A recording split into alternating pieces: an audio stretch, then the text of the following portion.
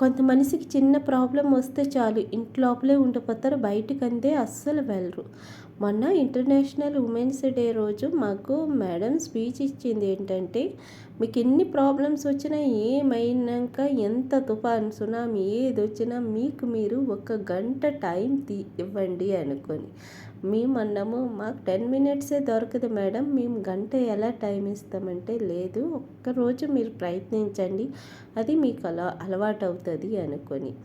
ఏమీ లేకపోయినా వాకింగ్కి వెళ్ళండి, వాకింగ్కి వెళ్ళకపోయినా అట్లీస్ట్ మంచి డ్రెస్ లేకపోతే ముఖానికి కొంచెం క్రీమ్ పౌడర్ రాసుకొని హ్యాపీగా ఉన్నామని మీ అద్దం ముందు మీరు చూసి చెప్పుకోయండి అని చెప్పారు. మేమన్నాం అలా ఎలా అంటే, లేదు హ్యాపీగా ఉన్నట్టుగా నవ్వండి, మీ ప్రాబ్లమ్స్ మొత్తం క్లియర్ అయిపోతాయి అనుకొని. మేడం చెప్పింది వెంటనే చేసాం, నిజంగా ఆ రోజు నవ్వుతుంటే హ్యాపీ అనిపించింది. ఆ తర్వాత ఎవరికి చేయడానికి టైం లేదు, కానీ మేడం చెప్పిన మాట సహి. Thank you for watching.